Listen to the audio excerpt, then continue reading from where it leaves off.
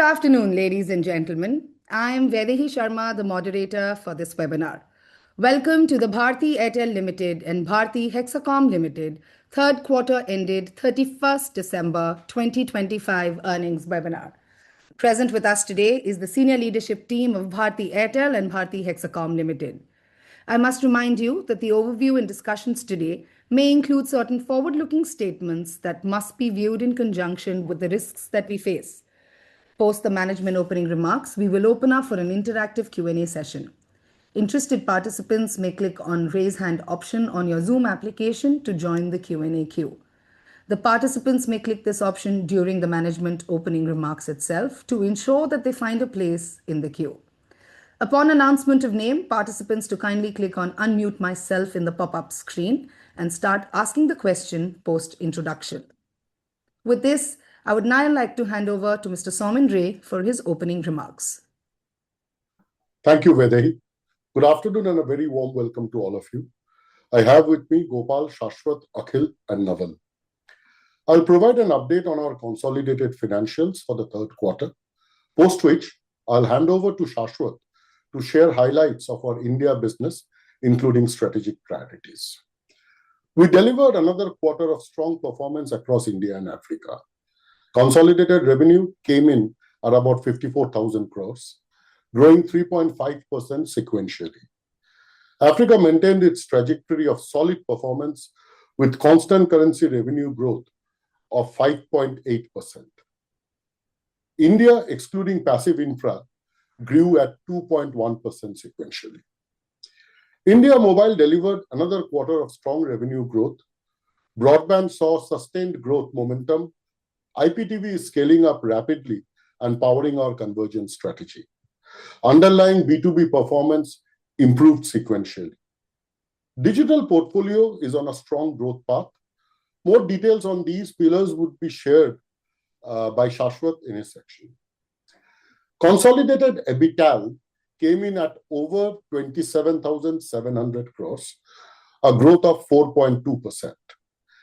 Our EBITDA margin stood at 51.3%, which is about 30 basis points improvement sequentially.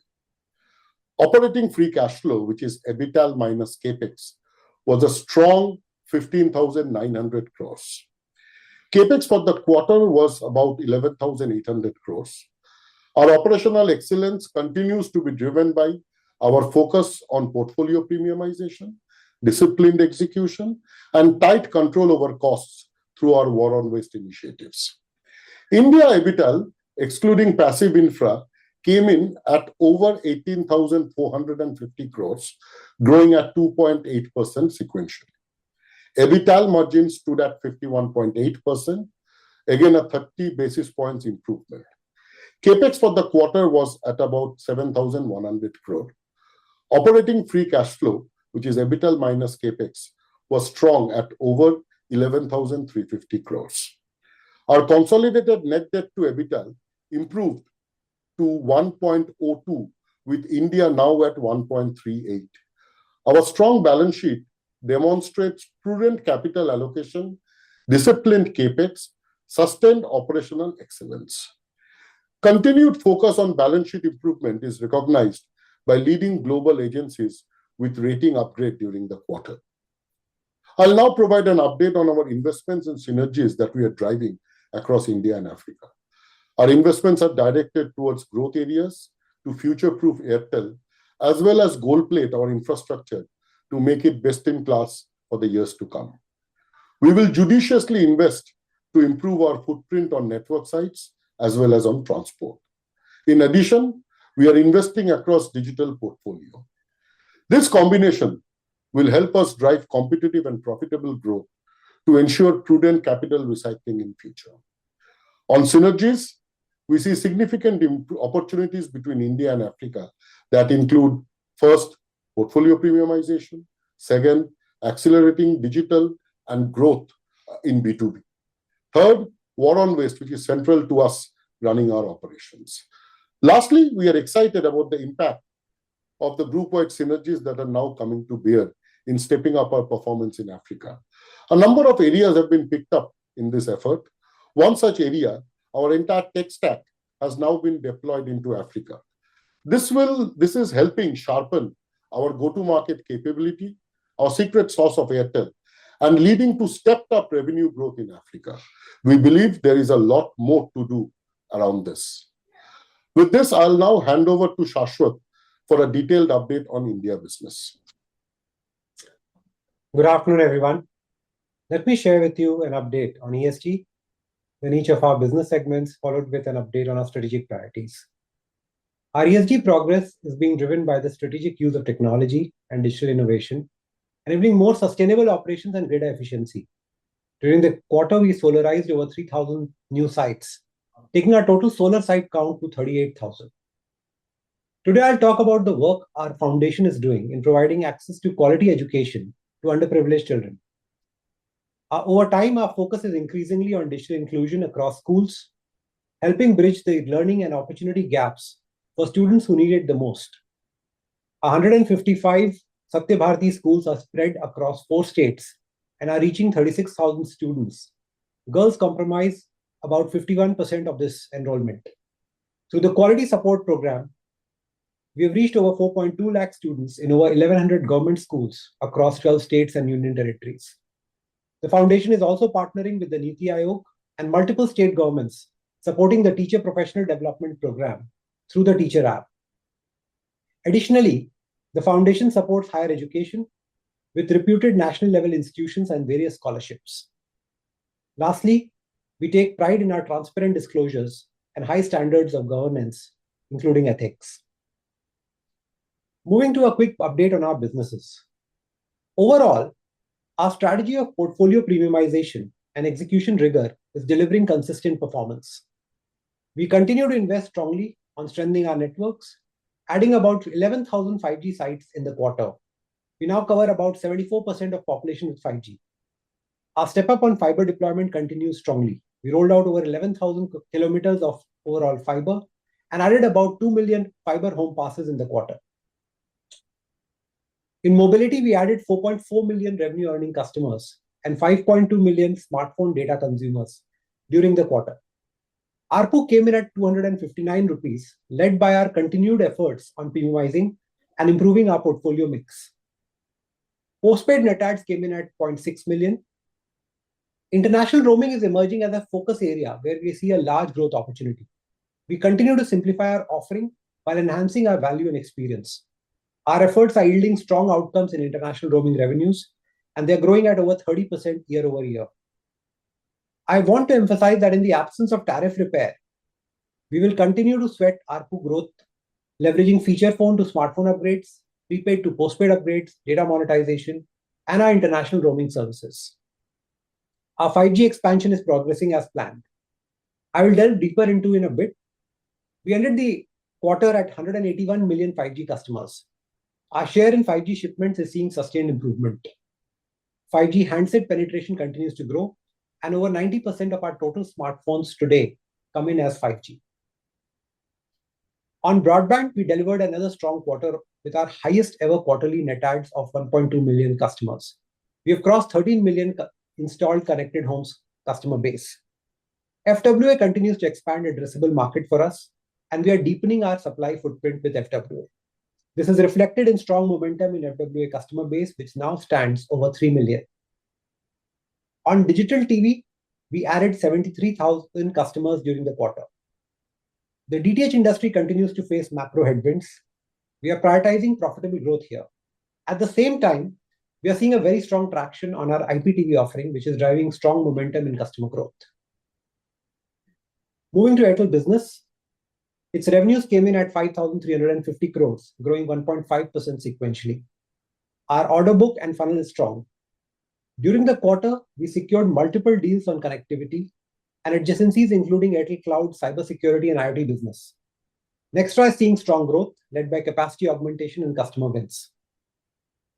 Our digital portfolio delivered robust revenue growth and grew 39% over last year. We continue to make strategic investments in our digital portfolio, spanning across cloud, cybersecurity, financial services, IoT, and CPaaS. Airtel Finance is delivering strong growth in loan disbursements and EMI card issuances. Monthly loan disbursement run rate now stands at over 500 crores. Payment banks, its MTUs stand at about 108 million. Annualized revenue run rate is now crossed 3,250 crores, and it's growing sequentially year on year at 16%.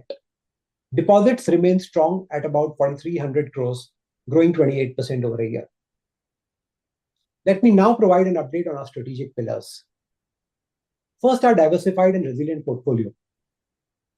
Underlying performance across the portfolio was strong. Africa accounts for about 27% of our revenues, India mobile 53%, India non-mobile 13%, and Indus 7%. Our investments underpin our long-term strategy, that is of future-proofing Airtel through digitally powered networks, a sharper growth-oriented portfolio, and building scalable digital services. Second area is winning quality customers. Let me start with broadband. We continue to see large opportunity ahead of us in this market with a potential of 100 million connected homes over the medium term. FWA is expanding addressable market and supply and is accelerating adoption. To capitalize on this opportunity, we are focusing in three areas. First is to accelerate our supply through rapid network expansion led by fiber and deepening our FWA footprint with 5G rollouts. Over the last 2 years, we have expanded our fiber footprint in over 300 additional cities. We now have fiber presence in over 1,500 cities, while FWA is live in over 3,200 cities. Second focus area is to offer content as the primary use case to drive adoption and customer engagement. For this, we offer a most comprehensive bouquet of regional and global content through more than 29 OTT platforms, bundled with over 650 TV channels. The third focus area is to drive growth across our channels. Over the last few quarters, we have integrated our channels, and all our channels now sell all services, which has driven our acceleration. We see significant headrooms ahead to sweat our distribution network by leveraging digital tools and data science to improve the quality of acquisitions and productivity in our channels. Let me now switch to mobility. Portfolio premiumization through persuasion and data science continues to unlock ARPU for us. Our strategy is to upgrade 90 million credit scored customers to our postpaid services. As I mentioned earlier, we see significant opportunity in international roaming portfolio. Our rural expansion continues its growth momentum, while we continue to strengthen our 5G footprint in line with the handset growth that we are seeing in the industry. Let me now turn to B2B. I'll provide some texture on our revenue construct first. About 45% of our revenue comes from core connectivity. This is an industry that is growing at 5 to 6% annually. Here we are growing competitively and strengthening our leadership position. Another 30% of our revenues come from our digital portfolios and the adjacencies, which is growing at about 20%. And the remaining 25% is contributed by wholesale data and voice. Here the growth is a bit challenged. We see large growth opportunities across core connectivity, data center, digital and adjacencies. To capitalize on the growth opportunities, we are deeply focused on three areas. First is to build low latency flapless fiber networks, expand our subsea cable presence, augment data center to data center connectivity, and our OPGW infrastructure. This will help us accelerate our core connectivity growth from data center and lock in enterprise customers. Second, we have stepped up our investment in data centers business under Nextra. Our plan is to reach 1 gigawatt capacity in the next 3 to 4 years and grow significantly ahead of the market. Third, we are strengthening our capabilities in the digital portfolio.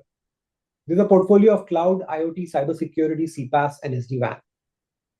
In Airtel Cloud, we are investing in building a suite of products and services. Our cloud business is already seeing strong traction. Within a short span of time, we have signed over 16 deals with over 300 ongoing conversations with customers across sectors with a focus on BFSI and manufacturing.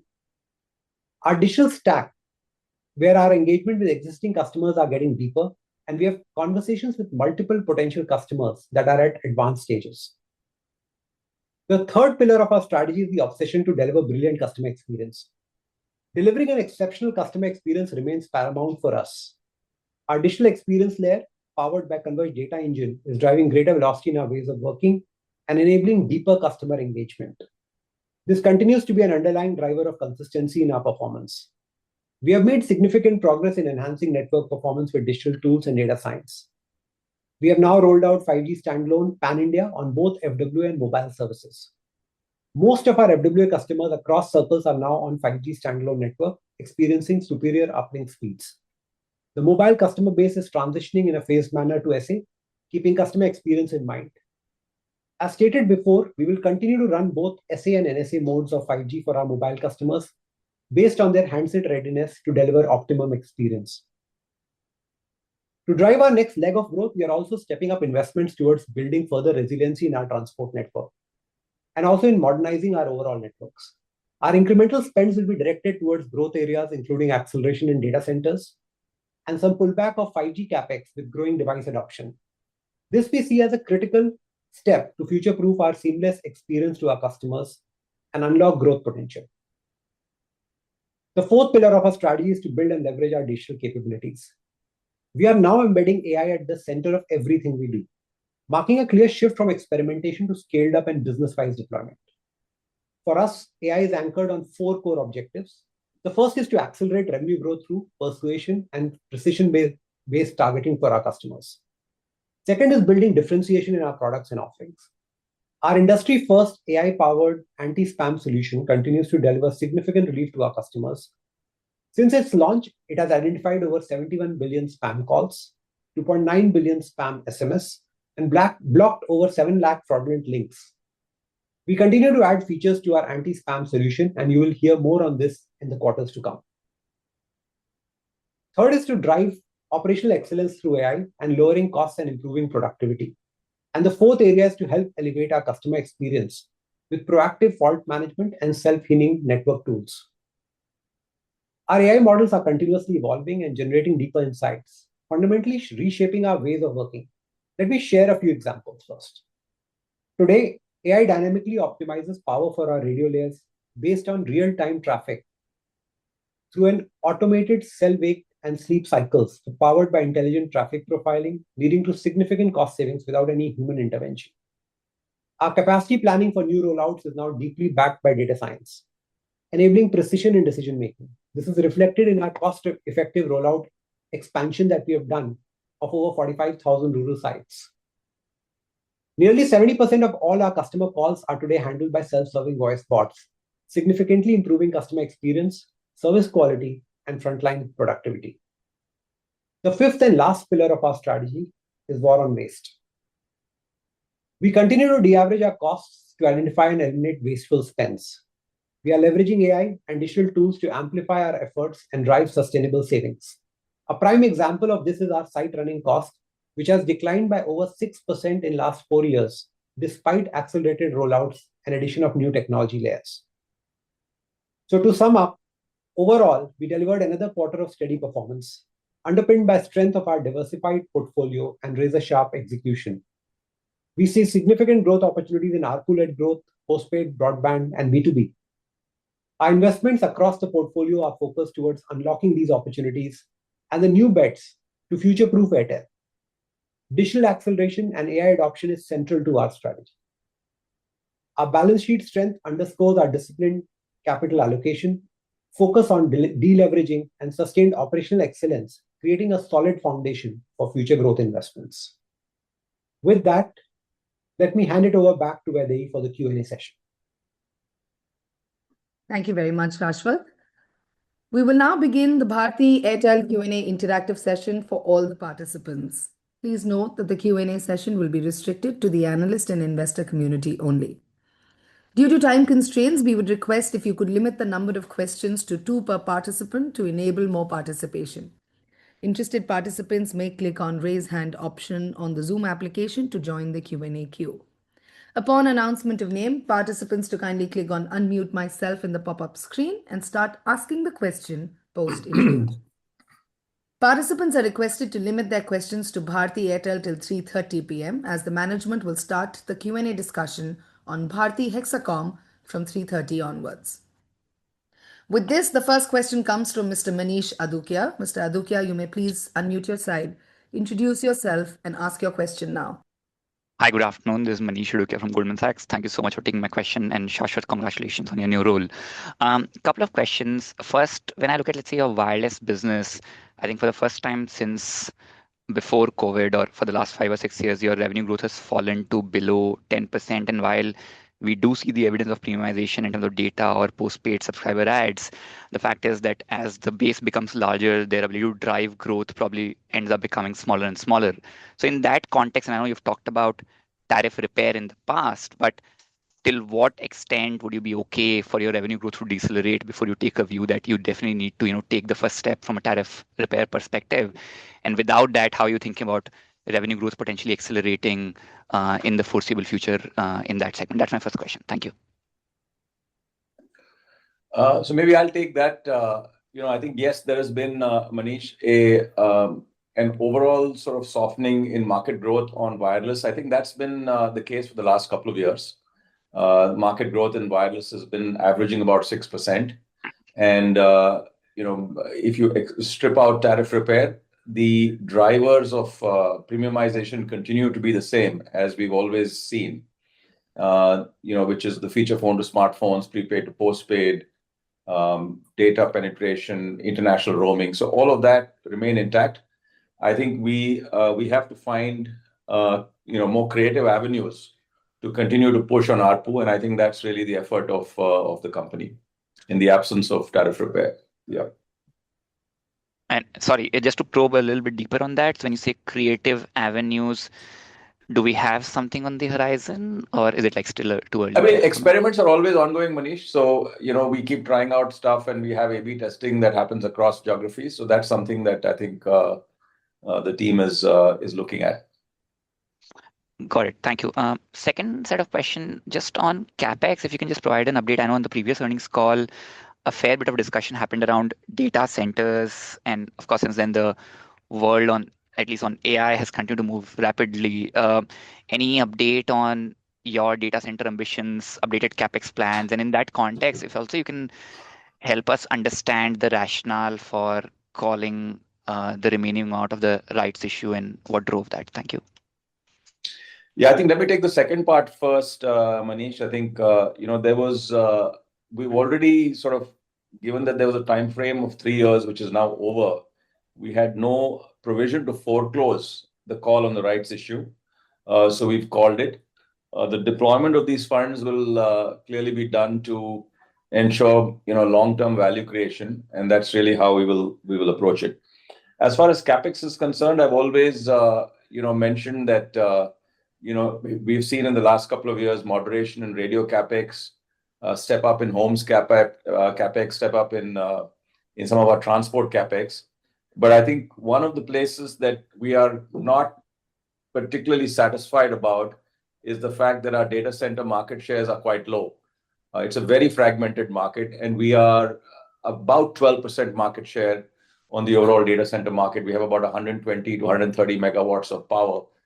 So we're on that ballpark, and our sense is that in the next 3 to 4 years, this will become about a gigawatt type market. We will have about a gigawatt capacity, which will give us about 25% share. So we are committed to stepping up investments in data centers.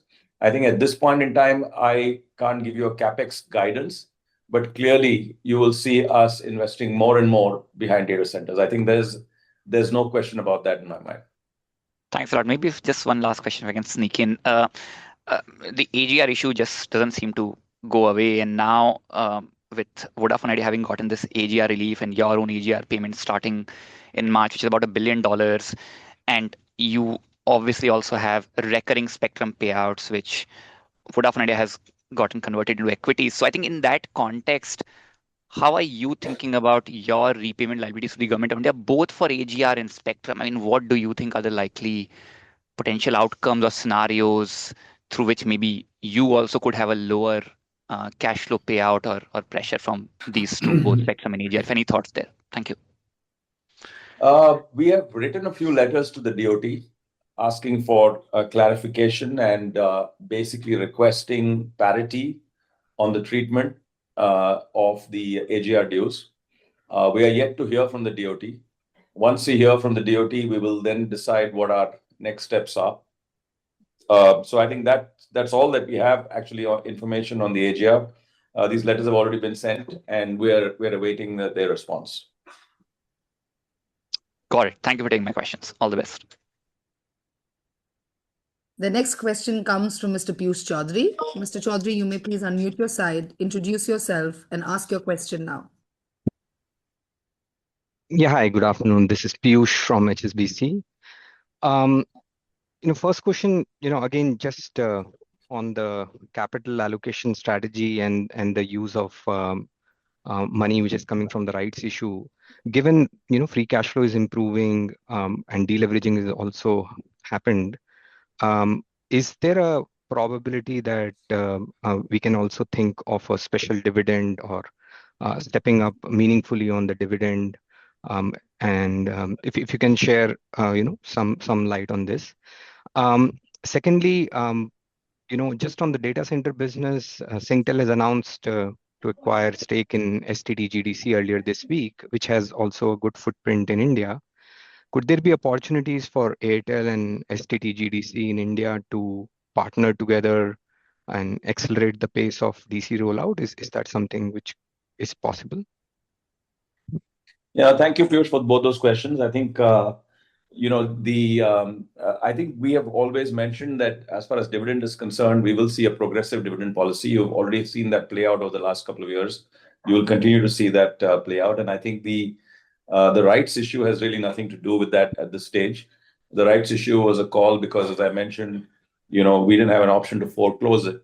And capital allocation, as far as we're concerned, will be really, first and foremost, our investments will be directed on the core business. The second area of focus will be around adjacencies, which we've already talked about, data centers, cloud, increasingly some of our lending businesses and financial services businesses. Many years ago, we also invested in Africa. That has turned out to be an excellent investment. It's given us tremendous resilience in the portfolio. So I think capital allocation will continue to be along these areas. On the data center side, yeah, we've also seen the announcement by STT and Singtel. And there could be opportunities. I think the opportunities like this keep coming to us. We have nothing to report at this point in time because it's still sort of very early days. So we'll wait and watch how that plays out. Sure. And if I may just ask one thing, you had this Perplexity Pro offer. So could you update like how many customers are using it? How is the data usage for that cohort of customers? And are you seeing increasing uploads from users which have adopted AI, which could warrant any change in network design from an upload capacity perspective? Thanks. It's too early. I think, the thesis that globally is being talked about is that there could be some implications on AI and the way uplink performance or the uplink strategy needs to be planned for in the network design. But it is too small at this point in time to make a meaningful impact. And this is not just in India. This is all across the world. We've had, many conversations with several telcos. So it's still not sort of playing out yet. On Perplexity, we're not going to disclose the exact numbers, but I would say that there has been a very significant uptake of customers. In fact, the first few days of the launch, we saw it reaching a few millions. And some of the revenue streams that can be driven out of this is the adoption of a paid package on Perplexity, which will give us a revenue share as well. So I think that's really the way we see it. Okay. But this was a sampling exercise that Perplexity was keen to do on the Airtel base, given the quality of the user. Got it. Thanks, Gopal. The next question comes from Mr. Sanjesh Jain. Mr. Jain, you may please unmute your side, introduce yourself, and ask your question now. Hi, this is Sanjesh here from ICICI Securities. Thanks for taking my questions. First, on the 5G side, we have seen a decent adoption. And on the other end, we are seeing the revenue growth decelerating.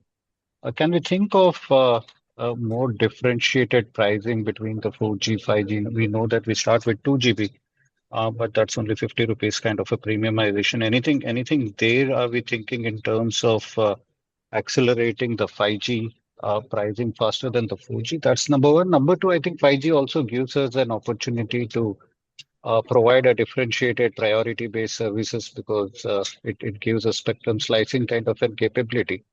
That can also bring in a lot of premiumization or a customer who are willing to pay for the better quality services. Can these kind of offerings possible in India? Today, you still see a regulatory hurdle for these. So Shashwat, you want to take that? Yeah, Gopal, I'll answer that. So, Sanjay, thank you for that. I think, first of all, on 5G pricing, I think for the customer, the 5G versus 4G pricing we'll have to rethink. But the reality is, customers will have to pay for data eventually. If the ARPUs have to move up, I think we have to keep reading and look at really a differential pricing architecture where people pay more for more instead of looking at differential 5G or 4G pricing, because that creates a little bit of confusion in the market and customers don't know what they're using.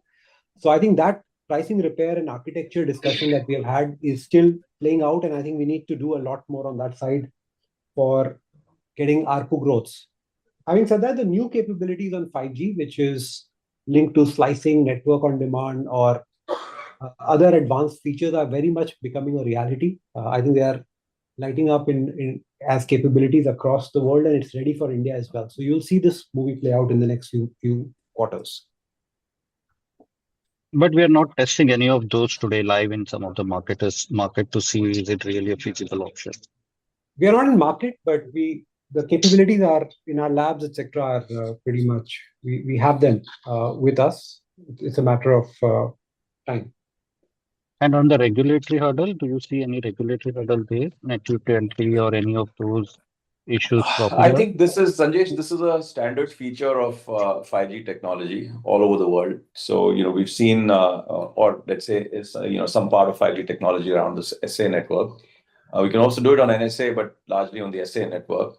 And you've seen this, for example, T-Mobile in the US has launched a first responder slice for the police and the defense. Singtel has done something in Singapore around certain areas. So, you are not in any way discriminating use. What you're doing is actually using the intrinsic features of the technology, and the massive investments that have been made for this technology warrant you to find ways to actually leverage the full potential of that technology. So that's really what it is. So this has nothing to do with net neutrality, because there is no discrimination in any way of any content. So I think this is a myth that is there in the in some misplaced quarters. That's very clear. Thanks, Gopal, for that. My next question on the data center. Now that government has given a tax off for the cloud provider globally, are we in discussion or customer? I know it's too early days, but how do you see that opportunity panning out for our data center business? Yeah, as you said, it's early days, but I think that the demand for data centers, our estimation is that this will certainly fuel that demand. And with the availability of land, green power, which today most of our data centers today already have the maximum use of green power, we do think that we have a role to play, given our heft, our capital that we can allocate towards this, and the deep relationships we have with customers all around the world. So we are certainly going to pursue this and find ways by which we can step up our data center business. I think that's going to be a big area of focus for the business. Got it. One last question, Gopal, on AGR. I know you have answered it earlier, but are we in discussion also for the reassessment of our dues? Because I think that will be very large and very critical for us. I think, Sanjesh, currently we have asked for a treatment of parity, and there are many areas which warrant this parity. One of these areas, for example, is just sort of computation errors, arithmetical errors, errors of commission, errors of omission, and so these are areas that we have written to DOT on an assessment which is on the basis of parity based on the Supreme Court verdict. As I said, we are waiting to hear from them, and then we'll decide what we do from there. Got it. Thanks, Gopal. Thanks, Shashwat, for all those answers, and best of luck with them. The next question comes from Mr. Vivekanand Subaraman. Mr. Subaraman, you may please unmute your side, introduce yourself, and ask your question now. Hello. Hi, I'm Vivekanand Subaraman from Ambit Capital. My first question is on the enterprise revenue growth. Shashwat, if you could help us understand the scalability of this business now that you have mostly shed your low margin wholesale voice business. How should one think about the next 3-year growth trajectory from a revenue standpoint? And what are the capex opportunities outside of data centers? That's question one. I'll ask the second one after you answer this. Let me take that one, Vivekanand. I think, the B2B business, the B2B, firstly, let me step back and look at the B2B market. The B2B market in India, the top 500 companies account for about 65 to 70% of the overall industry. So it's very concentrated on the top. And this is not unusual to India. This is true across most parts of the world. Secondly, if you look at it, the core business, which is the core connectivity business, and in the core connectivity business, I would include connectivity, I would include CPaaS and things like that. Typically, the growth that you see in that side of the industry are in the ballpark of 5 to 6%. So it's like sort of middle single-digit growth. And then you've got the digital businesses, which are things like IoT, cloud, security. Those businesses together are growing at almost 15 to 20%. And today have become actually even larger than the connectivity business. So the opportunity there is massive, right? Now, if you look at our portfolio comprises, if you leave the data center part aside, our portfolio comprises three types of businesses. One is the core business, which is a core connectivity business, where we have been punching well above our weight. We continue to punch well above our weight. Our growths are well ahead of the 5-6%, which is industry growth.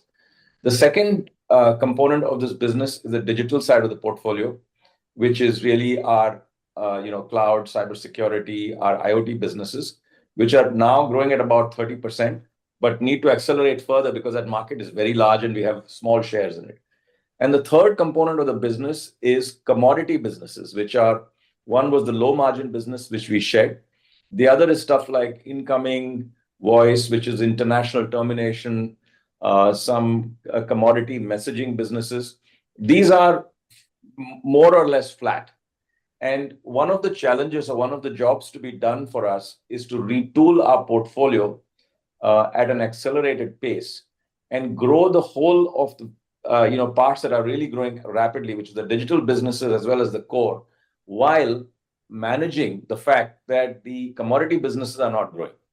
And I think that the consequence of that, all of that, is that we end up with double-digit growth. For example, if you take this quarter, we had a double-digit growth on the B2B business. If I remove the low margin businesses side, because there's a base effect. Remember, there was a low margin business in the same quarter last year. If I shed that, the underlying business is growing at 10%, which should show up in coming quarters if we do well. Now, the question is, what do we do to accelerate this? The acceleration will come through the portfolio that slowly diminishes in contribution, which is the commodity side, but more importantly, the acceleration on the digital side and continued outperformance on core. I think that's really the strategy on the B2B businesses. Within the digital businesses, we have made our moves already. We've launched our cloud, for which we are having, as Shashwat mentioned, several conversations with customers.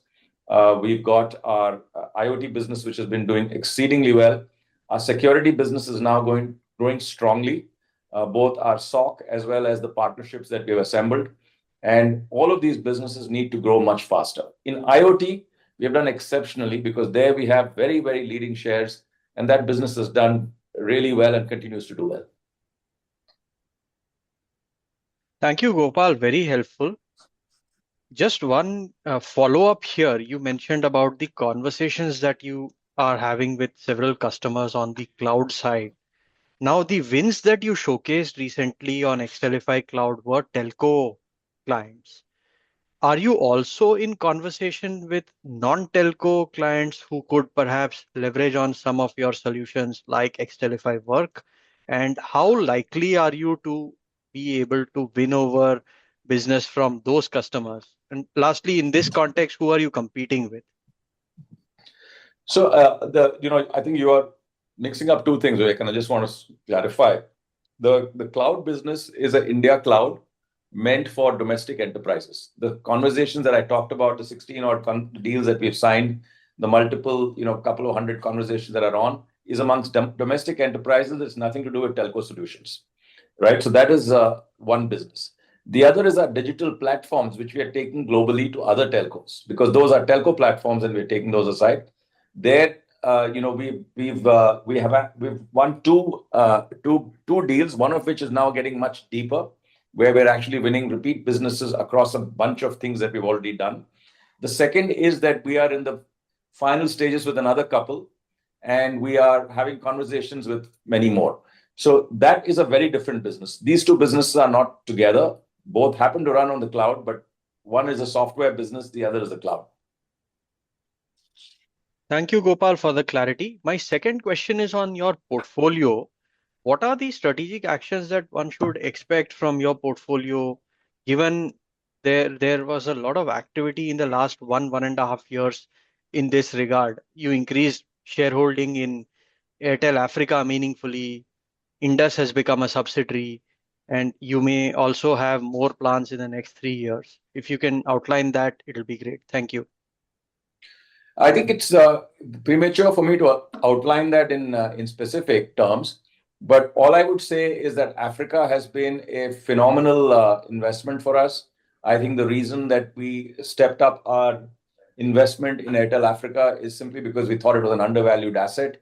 You can see that clearly having played out. The stock and the price of the African asset has all more or less kind of doubled in the recent, let's say, 5 to 6 quarters. So this has been a really, really good asset. And the outperformance now on constant currency has always been there. I mean, we've been consistently growing now for several quarters at about 20% plus. And in fact, now with the currency having stabilized, particularly the Naira, and in fact hardened a little bit, that's also showing through now in reported numbers, because actually it's the other way around. The reported growth is now higher than the constant currency growth. So this whole, currency volatility is the only risk in Africa. But if you take a long-term view over a 10, 12-year period, you typically factor in, let's say, a 5 to 7% devaluation per year. And that's the cost of doing business in that continent. But that continent presents tremendous opportunity. And, both because it's got a young population, penetration is low, pricing structure is good, and industry structure is sorted in most markets we operate in. We are either number one or number two in almost every country we play in. So this was the reason that we decided to invest more in Africa, and that's been proven out well. We'll continue to look at opportunities wherever we feel there is some value to be made, wherever that we feel that we don't want to double down. So those are things that we will keep looking at as a board and decide from time to time. Many thanks for the rich answers. All the very best. Interested participants may click on raise hand option on your Zoom application to join the Q&A queue, please. And upon announcement of name, participants to kindly click on unmute myself in the pop-up screen to start asking the question. The next question comes from Mr. Gaurav Rateria. Mr. Rateria, you may please unmute your side, introduce yourself, and ask your question now. Hi, I am Gaurav from Morgan Stanley. Thanks for taking my question. I have 3 questions. My first one is on your net adds in the 4G/5G customer base. It's one of the best in class when you look at in the industry at 20 million plus on a YOY basis. But when I look at from a 1 year or 2 year perspective, it used to be at 30 million. So obviously the net adds have slowed down a bit. Is it because the overall smartphone net adds have slowed down in terms of the pace of addition? And what do you think would have driven that? Is it temporary? Is it change in the replacement cycle? Any insight there will be helpful. My second question is on your FWA incremental market share. When you look at the incremental net adds for your FWA, do you look at including UBR, and in that context, there is room for significant improvement in the incremental market share. Would you agree with that?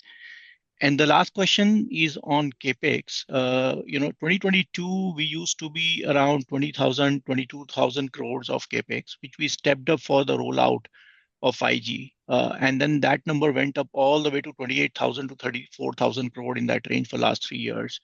When you look at the next 3 years journey, given that the accelerated rollout of 5G is behind us, do you think that the pace at which we have been incurring capex, that investment will moderate in absolute terms? Thank you. Shashwat, do you want to take the first couple of questions? Yeah, Gopal, I was saying, let me take the first two questions, and I'll pass on the capex back to you. On the 4G, 5G net adds, you're right about the fact that the industry is seeing a slowdown in terms of the total number of net adds the industry was doing a couple of years back, I think 2-3 years back. Very difficult to handle why it is happening, excepting one thing, which is saying with some of the tariffs hardening over the last two cycles, I think there's been a little bit of SIM consolidation that's happened in the industry, but the organic rate of and the funnel that is there in terms of now bottom end feature phones, etc., has come down. So mathematically, those two reasons are the only reasons I could allude to, but hard to pin down saying why this is what has led to this overall. But you're right, the industry is seeing less net adds overall. Our share of net adds on 4G, 5G have continued to hold, and that's an area we'll continue to push at. On FWA versus UBR, I think the right way of looking at this, Gaurav, is we look at it as Wi-Fi net adds. I think for us, the market and the customer-facing approach is Wi-Fi. And then you have access technology. It could be fiber, it could be FW, it could be UBR. Now, in terms of Wi-Fi, we have significantly upped our competitive performance, I think, and we are actually quite confident that we are now leading the market. I think Gopal alluded to this last quarter, which was that we look at Meta as our data for us to look at competitive performance, and there we are seeing a strong performance that we are seeing on the customer side. Our approach is fiber first. We believe that's the best experience for the customer, and we want to have as many customers as possible on fiber. FWA augments this, and wherever we have had supply gaps, we have augmented with 5G and FWA rollout. As required, we'll judiciously bring in UBR into the mix as well.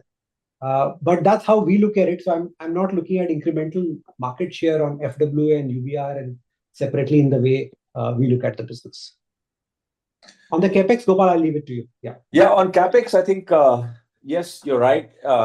We had an elevated year of capex on which is about 34,000 crores. I think that was a couple of years back where there was a massive rollout that we were doing. I think we still have investment to make. Like I said, I think on our transport side, I think if I could find a way to invest more on transport to fiber up more towers, I think we would do it. It's just a question of doability. So transport will continue to get its fair share. I think the radio capex on coverage, where you're talking about new sites, that has clearly slowed down because a large part of the country is now covered. So there will be some opportunities here and there, but that's slowed down. 5G, there still is room to continue to expand. Remember that today the devices that are coming in, almost 90% of all smartphones that are being shipped are 5G ready devices. So over time, if you play this movie forward over the next 4 to 5 years, you could have a disproportionate amount of devices with 5G and 4G slowly sort of petering off. And that has implications on how much 5G coverage you need over time, because it's an opportunity to reform spectrum away from 5G, offload it onto a more efficient technology. So that's really the second port of call that will keep happening over time. And the third area, which I did talk about, but I will again underscore, is that in the next 2 to 3 years, we will see a stepped up investment in data centers. Now, all of that, whether that leads to what the capex actually comes to, we'll come to. But I think one thing that you can trust us on is that we'll be prudent, we'll be disciplined, and we will make sure that every dollar that is spent goes to create value for us. Thank you.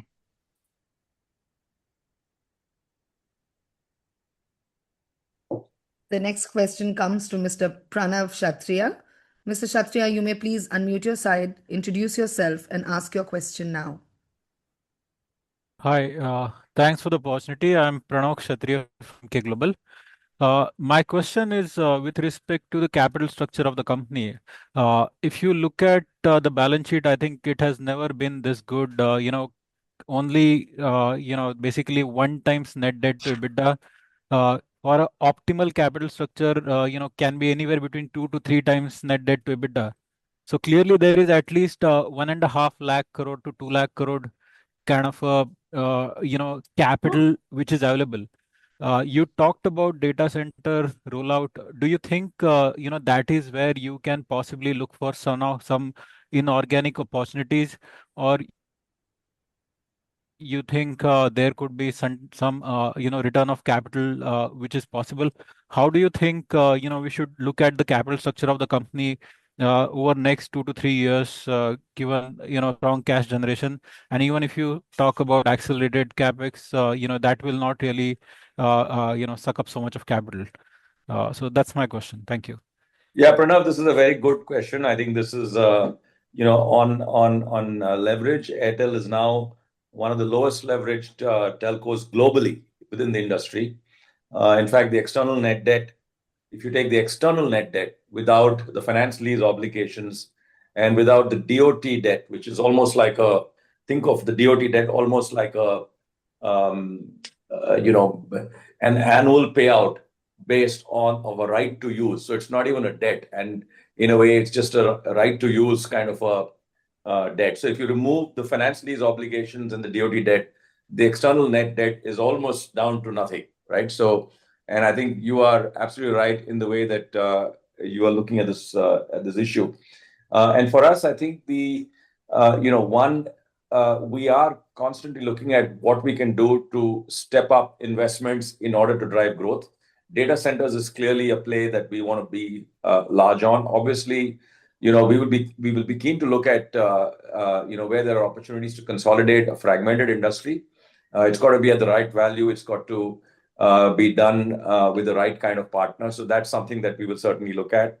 On the cloud, we've already made a reasonable investment, and we are committed to dramatically stepping up investments if needed. And this is an area that we are, again, doubling down on. There's a lot of work that's going on just the product capability. There are over 160 features that really require that you need on the cloud for you to be a very good competitive cloud. We've built most of those features. We're also looking for certification with METI on being constituted as a sovereign cloud. We think the geopolitical implications that are playing out across the world will lead to more and more need for data to be hosted in India with the right jurisdiction. There's an opportunity for strong sovereign play here, and from our perspective, we will do what we need to make the investment. So that's the second area where we will look at, and we're also looking to see whether there could be opportunities to add to the portfolio within the B2B space. Again, we've been looking around for the last couple of years. We haven't found anything interesting or exciting, and that is something that we'll continue to look at. So all of those opportunities will be looked at, in addition, of course, to the core business getting its due share of investments. So just a follow-up here. Can we expect leverage to come back to 2 times once we see the opportunities over next 2 to 3 years? That may not happen, and in that case, you might want to return the capital. I think that we are not at that point at this stage to do this. I think we think that there is still a lot of growth in this market, and that's the place that we are really going to be focused on right now. Okay, thank you. That's it from my side. Thank you so much. The next question comes from Mr. Arun Prasad. Mr. Prasad, you may please unmute your side, introduce yourself, and ask your question now. Good evening. Thanks for the opportunity. This is Arun from Avendus Stock. My first question is on the 5G FWA. Gopal and Shashwat, can you qualify what is our churn rate in FWA, 5G FWA so far? Is it closer to the wireless or is it closer to the wireline?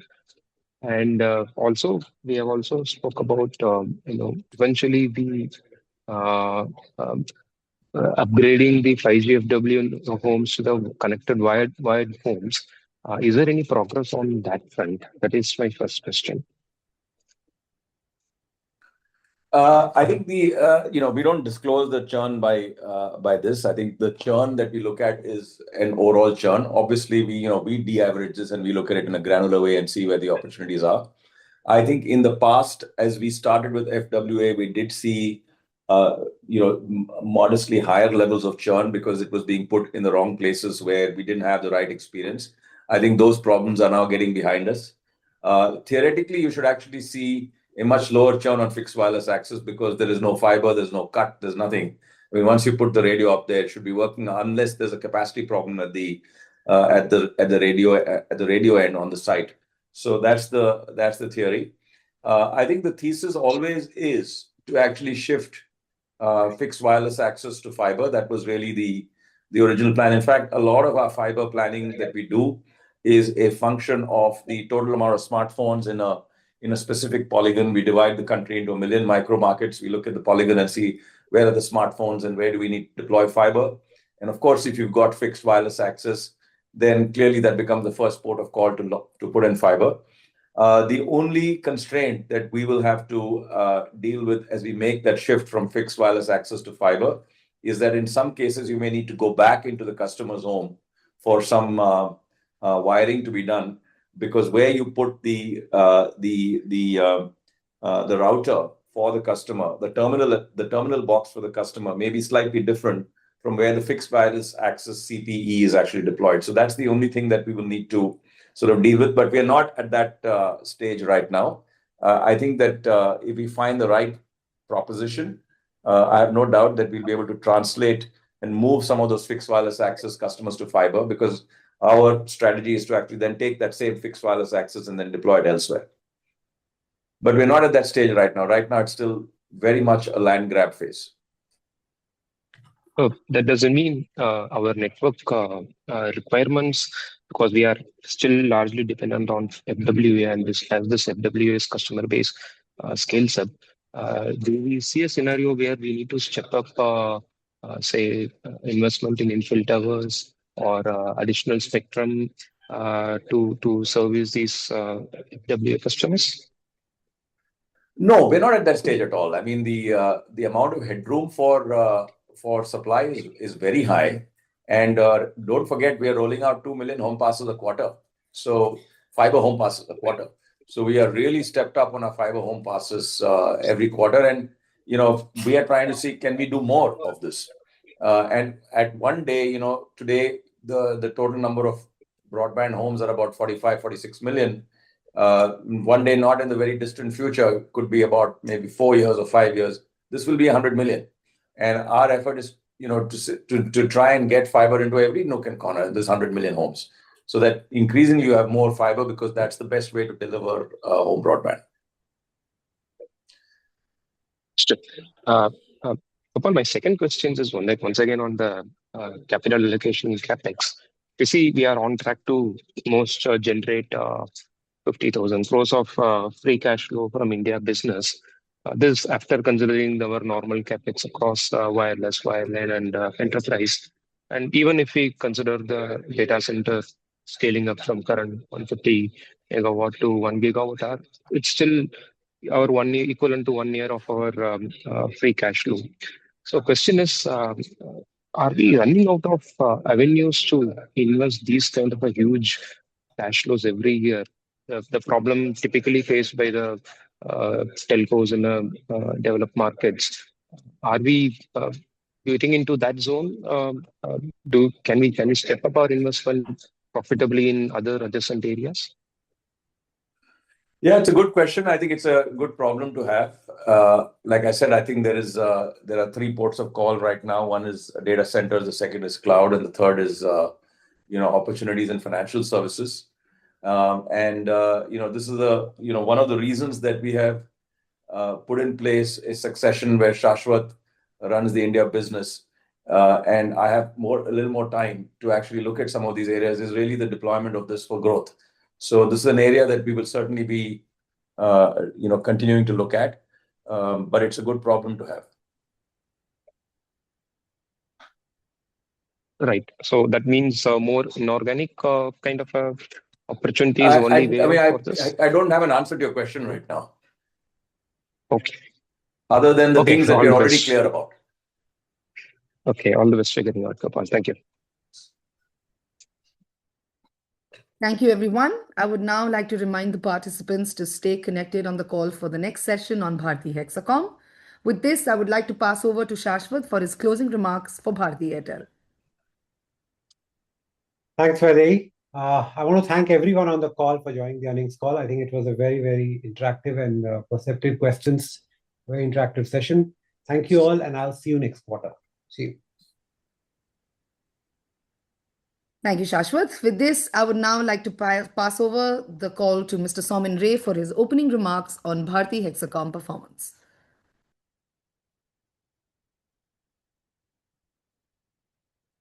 Thank you, Vaidehi, and good afternoon, everyone. Welcome to the Bharti Hexacom Q3 FY2026 earnings call. I have with me Karthik and Naval joining on the call.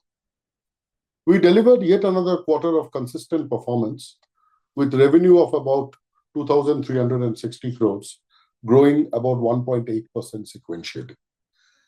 EBITDA for the quarter came in at over 1,120 crores with a margin of 47.6%. We ended the quarter with a mobile customer base of 28.4 million. Net customer addition for the quarter came in at about 370,000. Smartphone customer additions were strong at 283,000. ARPU for the quarter was at 253, driven by our focus on quality customers and portfolio premiumization. Our homes business is seeing robust growth acceleration with a record high net adds of 73,000, driving revenue growth to over 10% sequentially. FWA expansion to newer PIN codes and continued deepening of our FTTH footprint is driving this growth for us. We have launched IPTV services in Rajasthan and Northeast, which will amplify and align with our convergence strategy. Operating free cash generation, which is EBITDA minus CapEx, was a strong 784 crores. Our balance sheet is robust with a net debt excluding leases at about 2,160 crores and a net debt to EBITDA below 1. With that, I hand over to Vaidehi to open the floor for questions. Thank you, Somin. With this, the first question comes from Mr. Vivekanand Subaraman. Mr. Subaraman, you may please unmute your side, introduce yourself, and ask your question now. Hi, I'm Vivekanand Subaraman from Ambit Capital. My first question is on the operating leverage that you have in your business model. So if I look at, let's say, one more round of tariff repair, which could happen, say, sometime this year or the year after, how do we think about the operating leverage from an incremental EBITDA flow through to the the new revenue that comes from the tariff repair? That is question one. The second one is your balance sheet is even more conservative compared to Bharti Airtel. So how do we think about the capital structure and capital reinvestment opportunities, let's say, for fiscal 27 and beyond as well? Thank you.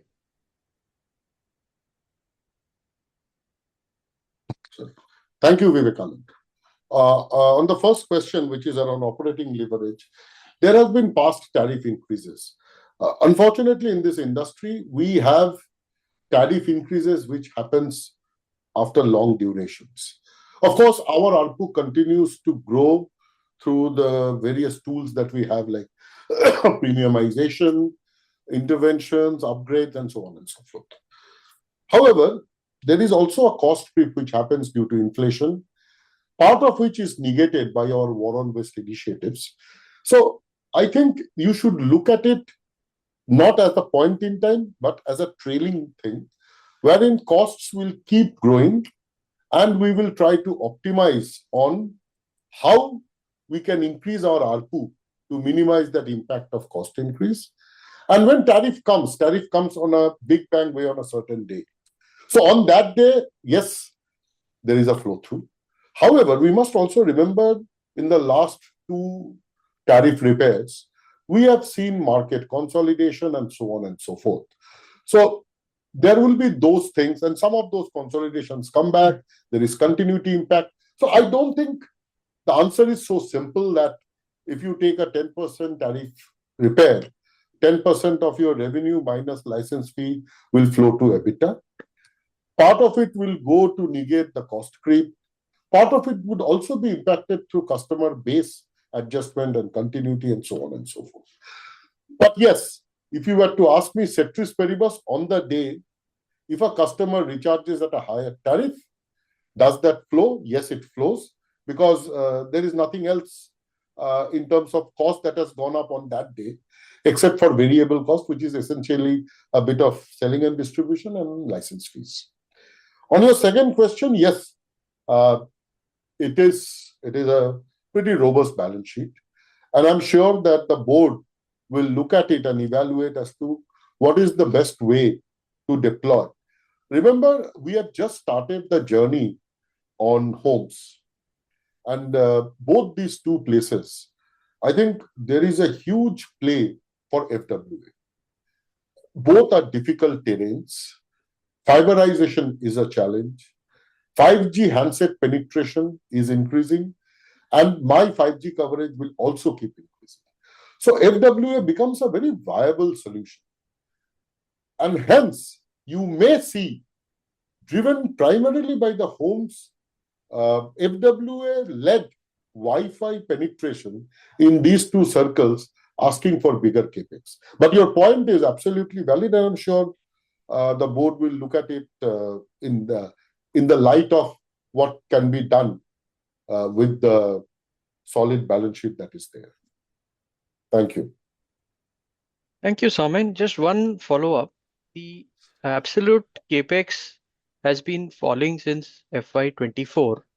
And now when I look at the reinvestment in homes and 5G coverage expansion, what is the guidance or direction that you believe capex should take for FY27? If you have formulated your plans, it would be great for us to understand the details of that.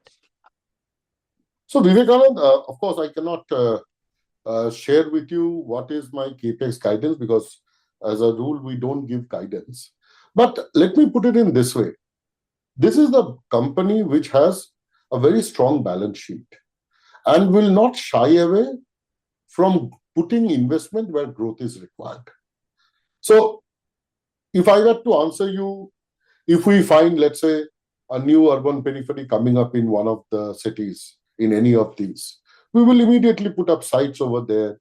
If it is reasonably decently penetrated with 5G phones, we'll put 5G radio. Home penetration, as I said, we have got very good results. I think sequentially 10% growth. The base is small, I admit. But sequential quarter-on-quarter 10% growth. Our ambition will be to grow. So I would flip the answer in a way that since the balance sheet is strong, it allows the company to drive growth even faster as opposed to a constrained balance sheet. So, and as far as guidance is concerned, I'm sorry, Vivekananda, we don't share any guidance as such. All right, Soumen. Thank you and all the very best. Thank you. The next question comes from Mr. Sanjesh Jain. Mr. Jain, you may please unmute your side, introduce yourself, and ask your question now. Yeah, hi, Soumen. Good afternoon. This is Sanjesh from ICICI Securities. First question on the revenue growth. If I look at our mobile revenue growth versus Bharti Airtel's mobile revenue growth, we have underperformed. Now, this is the second quarter of underperformance. I thought second half is stronger for Hexacom because of tourism in the Rajasthan circle. While the underperformance on the sequential revenue growth very much stays. Any particular reason you are seeing you're growing slower than Airtel, or why Airtel is growing faster than us, which is in a way is perplexing. I thought this is an underpenetrated circle. We have a lot more to catch up on 5G, 4G versus Bharti Airtel, but clearly the underperformance is something which if you can help us in reconciling, that will be very, very useful. Thanks, Sanjesh. You would recollect that in the last quarter, we had called out that there were some issues because of which we had some customer drop. Whilst we are very closely with the other partner to see that it gets resolved. It has not yet got resolved completely. And hence, there is a bit of drag which we still have on that. Now, your interpretation is absolutely right that during winters, certainly Rajasthan, I do not know so much about Northeast, but certainly Rajasthan is a destination where there are a lot of national enrollers, and that thereby it generates revenue. I haven't checked with other, let's say, somebody like a travel portal or anybody. But I think, let me put it this way, Sanjesh. We are focused on how do we do the people who are in the state, in these two circles, how do we improve their ARPU and their penetration? And over there, we have a challenge. As I mentioned, last quarter, the challenge started. The challenge is not yet solved, but there is absolute alignment between the two partners to solve it. In Romas is something which is beyond our control. It is based on whether people want to go to deserts or to mountains. But I can tell you, underlying growth, give or take, 20, 30 basis points here or there. BHL is trending with the national average, and you will see results coming in. One quarter aberration, and primarily because of this interference, is what is coloring the picture. No, that's clear, Shomit. Just one question on the FWA. What is an opportunity size? Gopal mentioned 100 million for Pan India, but if I want to narrow it down to us, what is an opportunity size we are looking in FWA for Hexacom circles? Well, Sanjesh, certain data sets basis which we size out the market, which is a statistical model, data is not available on a state cut level.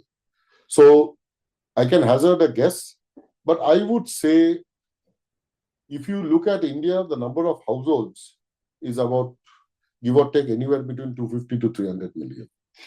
And we are talking of in 5 years, India going to 100 million. So assuming it is 250 million households, that's a 40% penetration. Whatever households is there in these two states, we can assume that the penetration will of course be lower because this is a national average. These two states have a challenge, which is why directionally their mobile ARPU is also lower, would be a shade below that. As you know, there is a lot of combined strategy which is used and which is helping this company to great deal, because otherwise running two circles, we could not run the heft. So strategies are allowing basis national, but I would hazard a guess anywhere between 30 to 35% penetration of households should be something which we can easily aspire to. No, that's clear. One last bit from my side. On the capex and the new business, apart from FW and mobility, are there any plan for Hexacom or it will be all done through the Airtel side? See, we of course have a small and medium business which happens through Hexacom. But as you know, in these two states, we don't have large enterprises. And as was mentioned in the previous call, bulk of the market is restricted to the top 500 companies, and none of them have their head office in either of these two states. So B2B clearly is not an option there. The other option is data center, which is an independent company. Nextra does it. And Nextra will do it anywhere in India. And again, digital TV, of course, as we mentioned, IPTV has been launched, and you will see strong growth in that because we are evidencing very strong affinity for a converged home strategy. Our interface is best in class, so adoption rates are very, very strong. I'm not in a position to share them because, within the quarter and all of that, but adoption rates are very strong. And we expect that digital TV will also be something which will work well in these two places. No, that's great. Thanks, Showman, for all those answers and best of luck for the coming quarters. Thank you, Sanjesh. The next question comes from Mr. Gaurav Malhotra. Mr. Malhotra, you may please unmute your side, introduce yourself, and ask your question now.